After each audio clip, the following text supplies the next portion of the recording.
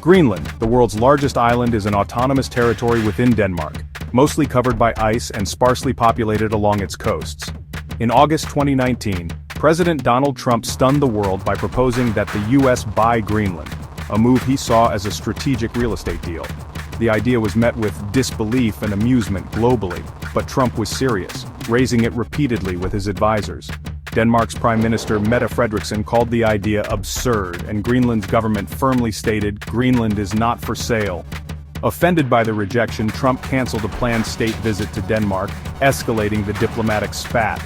But this wasn't the first time the US had eyed Greenland. In 1946, President Truman offered $100 million in gold for the island, an offer Denmark also rejected. America's interest in Greenland has always been about more than land. It's about strategic advantage in the Arctic. Trump's proposal was just the latest chapter in a long story of US ambition in the far north. The world watched, bemused, as a centuries-old idea resurfaced in the 21st century. Greenland, once remote and overlooked, was suddenly at the center of global politics. America's fascination with Greenland is rooted in its unmatched strategic location. The island sits astride vital sea lanes between North America and Europe, making it a military and logistical prize. The US operates Patuxent Space Base in Greenland, a key site for missile warning and space surveillance. Owning Greenland would eliminate diplomatic uncertainty over this critical base. As Arctic ice melts, new shipping routes are opening, and whoever controls Greenland can influence access to these emerging highways. The island's position is vital for monitoring Russian and Chinese activity in the Arctic. If rivals gained a foothold here, it would threaten US and NATO security. For the Pentagon, Greenland is both a shield and a launch pad, essential for defense and deterrence. America's desire to buy Greenland is as much about denying it to others as securing it for itself. In the new Arctic era, Greenland is a strategic linchpin. Greenland isn't just a military asset. It's a treasure trove of resources. As the ice melts, vast reserves of minerals, oil, and gas are becoming accessible. Of special interest are rare earth minerals, crucial for modern technology and currently dominated by China. Securing Greenland's resources would give the US a strategic edge and reduce dependence on foreign supply chains.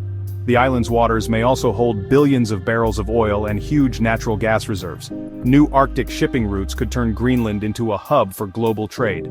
Control here means economic opportunity, ports, logistics, and mineral wealth. For the US, Greenland represents a new frontier of energy, minerals, and trade. Its value in the 21st century is only growing. The Arctic is now a battleground for global power, with Russia and China expanding their presence. Russia has militarized its Arctic coast, while China invests in research and infrastructure, seeking influence through its Polar Silk Road. The US fears these moves could lead to military threats and loss of control over vital routes and resources. Acquiring Greenland would block rivals and secure America's northern flank. It would also give the US leverage over rare earth minerals, limiting China's dominance. The competition is about more than territory. It's about resources, shipping, and strategic advantage. Trump's Greenland gambit was a blunt response to this new, great game. In the Arctic, geography and resources are once again at the heart of global rivalry. Greenland is the prize in a 21st century contest for power.